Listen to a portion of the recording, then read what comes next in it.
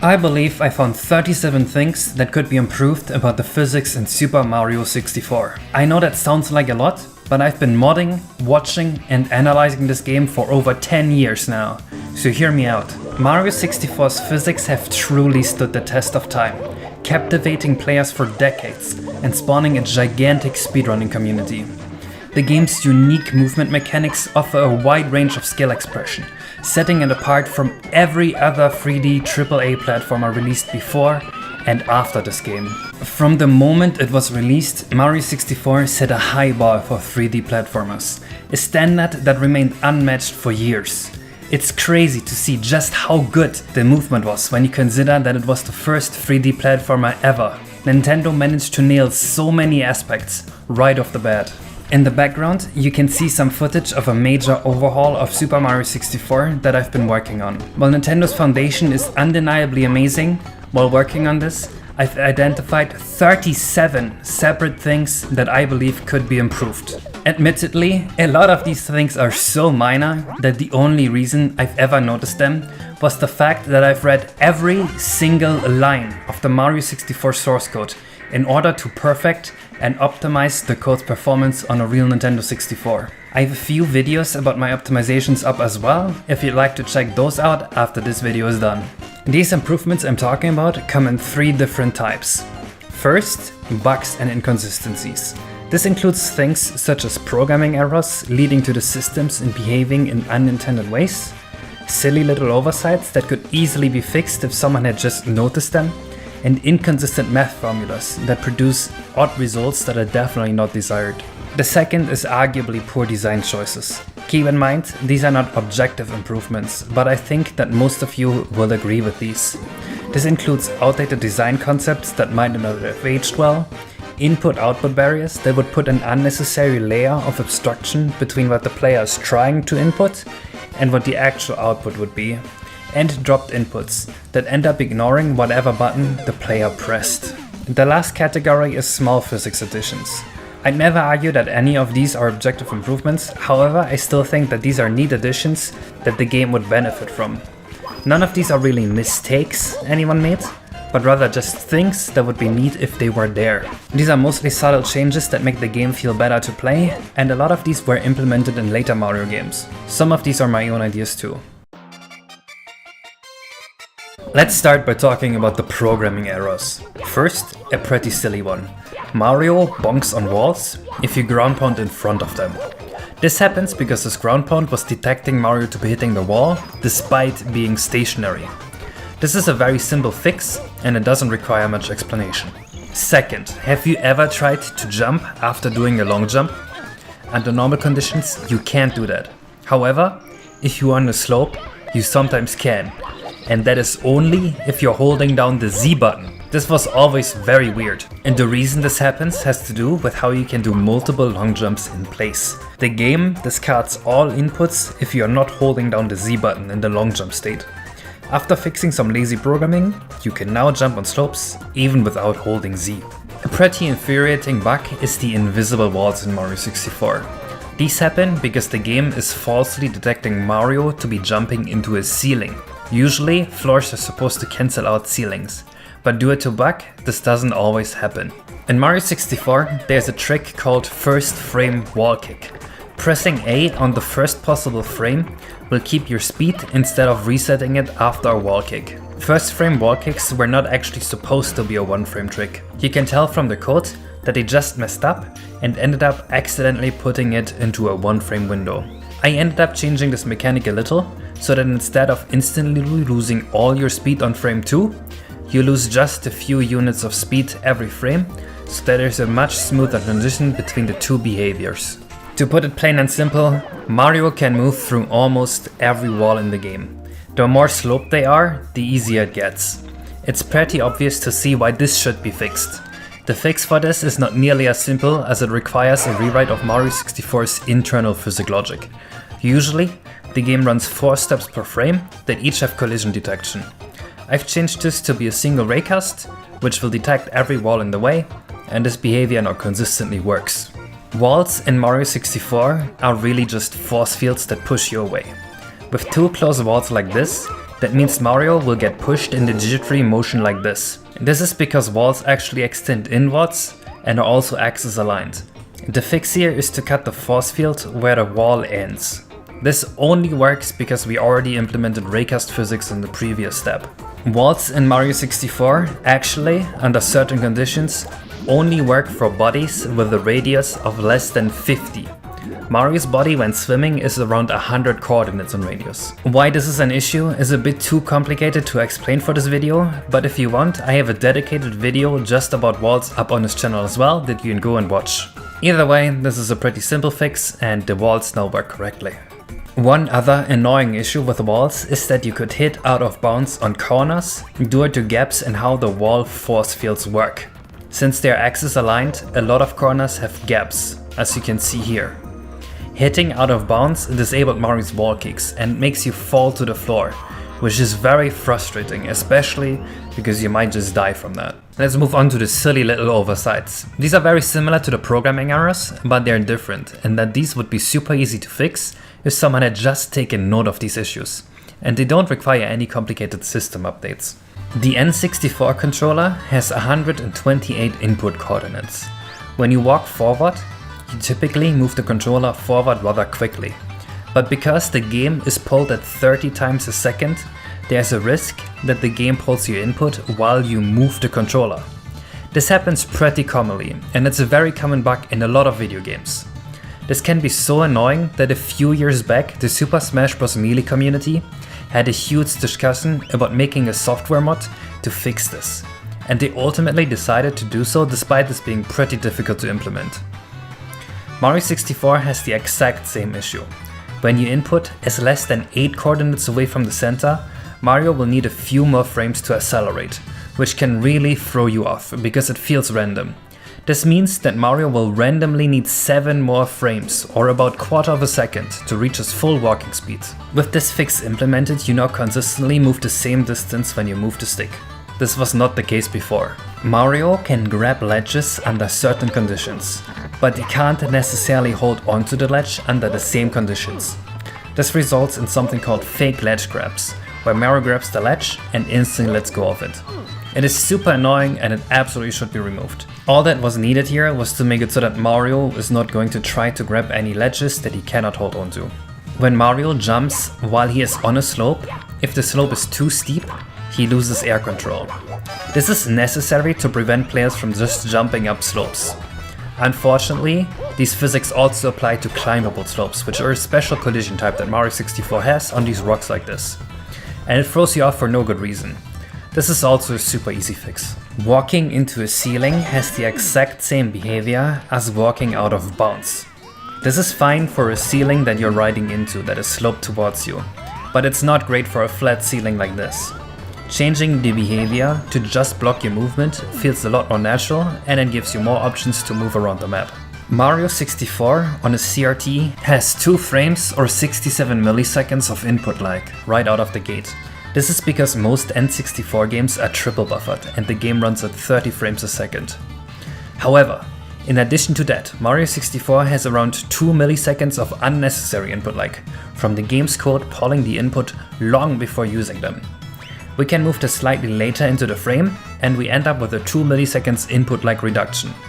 I doubt anyone is gonna perceive this at all, but it's still a nice have. Mario can only reference one wall at a time. And which wall he ends up referencing in a corner like this depends entirely on the order that they are loaded in. This causes Mario to be unable to wall kick or punch one of the walls in the corner. Players should never have to think about the memory layout of the game they are playing and need a debugger to even figure out what is going on. So I removed this and now he can reference either wall. I made it so that he defaults to always referencing the wall that he is looking at. Sometimes all the code looks right, just some math formula was set up wrong, and then ends up producing janky results. If you've watched the legendary Watch for Rolling Rocks in 0 A-Presses video, you've heard of de facto speed. But here's an issue with de facto speed. It's applied even when you're perpendicular to slope. This looks very stupid, and it's easily fixed by making it so that the de facto speed is scaled with how much Mario is actually walking into the slope. I've said it before, but Mario's movement is done with quarter steps. The game usually runs 4 of these every frame, unless his movement state changes during this period. This means that sometimes Mario only moves 25, 50 or 75% of the way. This is fine if it's out of bounds, but it's not fine if you're just landing on the floor. This has been fixed with raycast physics as well. There's a very silly off by 1 mistake in the controller's dead zone. Usually a dead zone is supposed to look like the graph on the left, where the x-axis is the controller input and the y-axis is the in-game value this hits. Mario 64's dead zone looks like this. The value 1 is entirely inaccessible. It is also a pretty easy fix, and now it looks like this. The wing cap sometimes feels a little hard to control, and it's because the wing cap pitch angle math is all over the place. This function is not smooth, it makes no sense, it was just stitched together by a monkey on a typewriter. However, by smoothing the graph into a continuous function, we can improve the feel of the wing cap a lot and have it act a lot more predictable. It now looks like this. Now obviously, with this game being over 25 years old, some of the designs used in this have since been made obsolete. The swimming controls were made to take advantage of the joystick that was basically new technology at this time. This was very cool back then, and I imagine this change is going to be a bit more controversial. But changing these controls to be more like what they are in Mario Odyssey makes this game a lot more intuitive and easier to control. So that's what I did. You can now ascend with A, descend with B, and move any direction with the joystick. Previously, you used the joystick to influence Mario's angle and the A button to accelerate. Another modern concept, and probably even more controversial that we can apply to Mario 64, is a Kaze timer. The Kaze timer allows the player to jump in mid-air while he is running. All modern platformers have one, but it's not really an objective improvement. I've played around with it and I found that a 2-frame timer feels good. It lets players get a bit further with their jumps, and players fall off ledges much less frequently. This inarguably makes the game easier, but my goal here is to make the game feel better, and having the players feel like their jumps are being properly input is an integral part to that. An important principle in video game design is minimizing the input-output barrier. For most games, it should be as easy as possible for the player to think of an action and then have it happen in-game with no friction. It's the reason most games have simple control schemes that have one button to do one thing instead of requiring complex strings of inputs. One egregious example of this is Mario 64 turning after landing. If you hold the direction after landing, Mario will do a half circle like this. You can circumvent this by pressing forward for 1 frame and then back instantly. This is referred to as a quick turn by the speedrunning community. While it is sad to see a form of skill expression like this go, I think it's more important that players can easily predict what will happen when they make an input. For this reason, Mario will now automatically always quick turn. Talking to NPCs in Mario 64 is surprisingly difficult. They require you to be touching their pushing hitbox to be able to interact with them. A lot of the time, players end up punching signs, punching NPCs, or just jumping in place. The fix here is to make it so that the NPC's talk hitbox is bigger than their pushing one. While it is unnecessarily hard to purposely talk to NPCs, it's also easy to accidentally talk to one. Especially with the bigger hitbox now. From the last change, this would constantly happen. In the Japanese version, you actually cannot talk to NPCs with the A button. I'm not sure why they changed it in the US version, but probably it's got to do with talking to them being awkward all around. I've reverted this back to be the Japanese behavior. This prevents almost every instance of accidentally talking to NPCs. This is probably not something normal people care about, but in a competitive game, for an input to be consistent, the input should always be a 2-frame window at the minimum. Compare these 2 frames. In one image, Mario will land on the next frame, while on the other, it will take 2 more frames until he lands. There's no visual difference here. In fact, Mario's rendered position is in the exact same spot. This makes it entirely impossible to get a consistent frame-perfect double jump consistently. For this reason, I've decided that all inputs will buffer for 1 frame. This makes it pretty easy to do a frame-perfect movement, and it doesn't change anything for most normal players. It also makes the first frame wall kick trick consistent, which I think is really cool for speedrunning. On the other end of the skill spectrum, it is somewhat difficult for players to tell whether they will get a dive or a kick when pressing B in the air. At low speed, you'll sometimes get a dive, and sometimes you'll get a kick. And sometimes at medium speed you'll try to get a kick, but in reality you'll get a dive. The game decides whether to give you a dive or a kick based on whether your action state allows for a kick and whether your velocity is below 28. In practice, players hold back if they want a kick and they hold forward if they want a dive. My solution here is to give players a kick if their speed is below 28 or if they hold the stick back enough and their speed is below 38. This fits better with player expectation, and an accidental kick is a lot less dangerous than an accidental dive, since those can just kill you. There are tons of times where an input you make is simply ignored. This is pretty annoying, because if you'd press a frame earlier or later, the input might have worked just as intended. The most prevalent version of inputs being eaten is landing states. When you land, you can't do a B button input until that landing is over. Some landing states even disable the A button. I think it's very weird to press a button while Mario is actionable and have nothing happen, just because you have to wait another frame, so I've removed this. When Mario does a dive, you can roll out with either the A or the B button.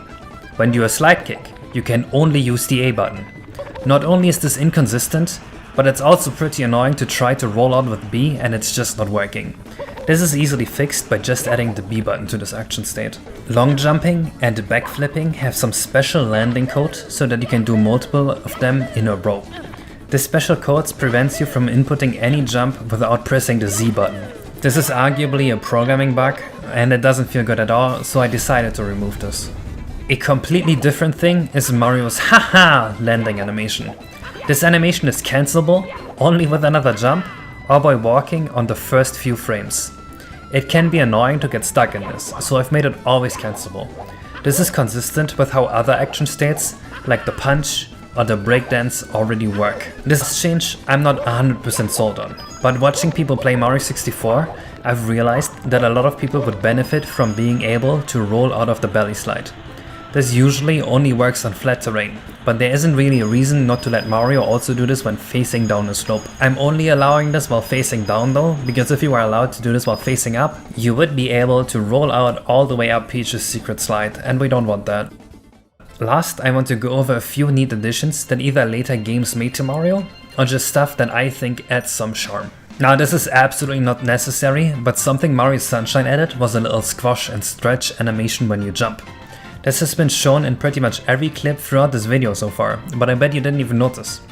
I've added this effect in a very subtle manner, so it doesn't get obnoxious, but it still makes his jumps feel just a little more animated. Mario now also has inertia. This would have been useful in Rainbow Ride. Also, not an objective improvement or necessarily at all, but it does make the game feel a little better, if you ask me. And being able to take advantage of inertia is really cool. I've also added cute little sparkly particles for doing frame perfect tricks. It lets the player know that they're being a good little noodle. Do you know this twirling animation here? It takes super long to land. You can hold the A button to fall even slower. I've added an option to hold the Z button to fall faster. There's no advantage to doing this, but if you want to land quicker, this is a very useful addition that will just take a bit of your misery away. This is another controversial change, but just like in later Mario games, big fall damage is removed. The big fall damage animation was a bit miserable to sit through, and later games don't have one like this either.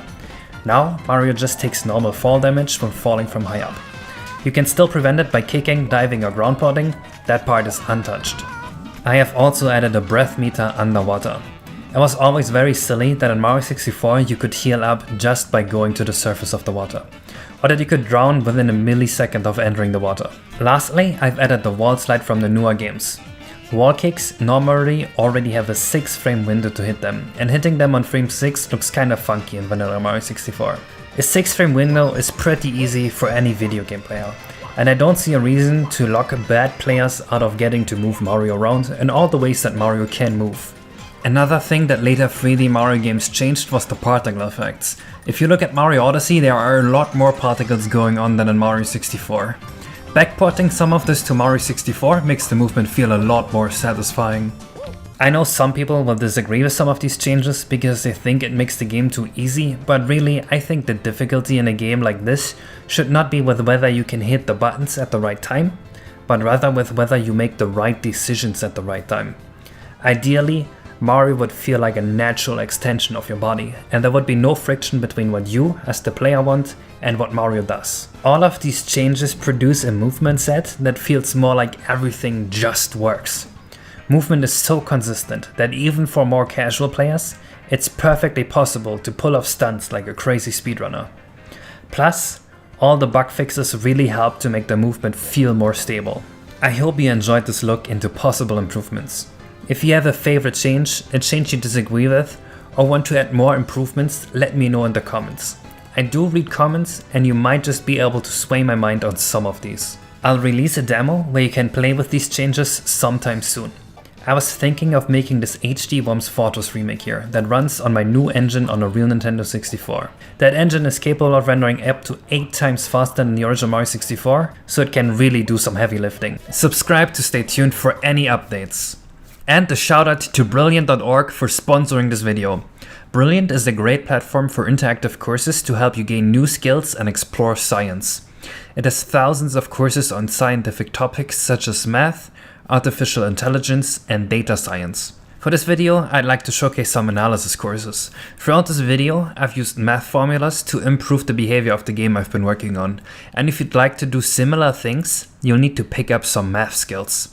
To try everything Brilliant has to offer, for free for a full 30 days, visit brilliant.org/Kaze Emanuar or click on the link in the description. The first 200 of you will get 20% off Brilliant's annual premium subscription.